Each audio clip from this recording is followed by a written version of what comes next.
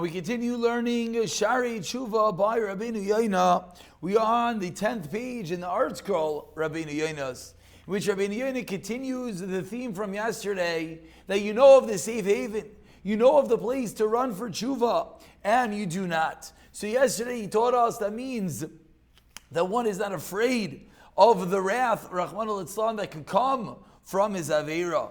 Today continues Rabeinu Yona, Va'oidis Bainain. And now think a little bit more, Beras, about the evil, Hamitacher min Teshuva kirabahi, one who delays Teshuva kirabahi. The evil, the Ra, is very great. Kilule yismama, because if he did not delay, kishavchish, but he quickly did Teshuva, ne'enach b'meriros le'verigza b'da'aga, to the point he feels bad about what he did. His heart has that pit in his stomach, the bitterness. He trembles, he worries. V'dalfa inenu mituga. His eyes, he sheds some tears. Then what's going to happen? When the Aveira comes again, when the Yitzhara tries again to get him to do the Aveira, he already did Teshuva. He already felt bad. He already has that remorse. He already had that pit in the stomach. So now when the Yitzhara puts that enticing thing in front of him again, what's he going to do? He's going to conquer the Yitzhara. Because he's going to remember that feeling. He's going to remember that bitterness, that pit in the stomach, that utter feeling of gross, of filth, of disgust over that which he did. And he's not going to want to drink from that cup of bitterness, from that Aveira again. Tremble, do not sin. What does that mean? Rigzu, tremble, and agonize and feel pain. Get that guilt and pit in your stomach. And then once you have that, that is the tshuva. But then it will fuel that the next time you'll be that much more equipped. You'll be able to fight the Yitzhara that much more. Continues Rabeinu Yona. He explains that pasuk Yitzilim that we just quoted of Rigzav al Techatahu is describing the Rigzai, the trembling in the past. Tivakshu chazav sela, because the pasuk says previously that you seek, you look out for kazav, for deception, things that are not straight, sela.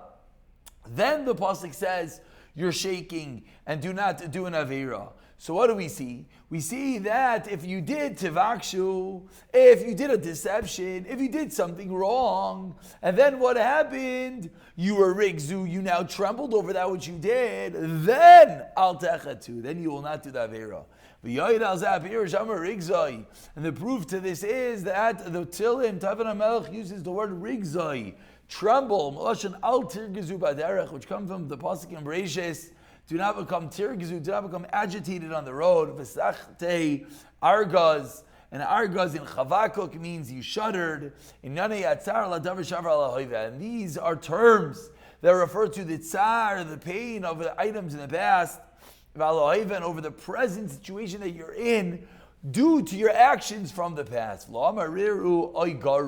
it doesn't say yiru oiguru, which refer to the future, being fearful over the future. So proves Rabeinu Yona that David HaMelech and Tilim is teaching us not rigzoi in the future, that if you walk around afraid over what's going to come, then al techatau, then you won't do an averis. No, if you're trembling, if you're fearful, if you're in pain, if you feel bad over the past, then that will fuel the future, that you will not come to sin. Says Rabeinu Yona, so what happens if you do tshuva right away? It aids, it fuels that the next time that temptation comes, you'll be that much better equipped to stand up against it. But if you don't, when you delay in doing tshuva, when the same sin, when the same temptation comes to your hands, you're going to fall right in, just like you fell the first time, because you never had that guilt, you never had that remorse over that which you did. So now when it comes in front of you, you just fall right in. And the sin compounds, it gets that much greater than the beginning. And that causes the wickedness to come in front of HaKadosh Baruch Hu, Because originally, when you did the first Aveira, you didn't think that the Yetzer Hara is going to come on you. All of a sudden, randomly, you had that temptation, so you succumbed, so you fell. But now, now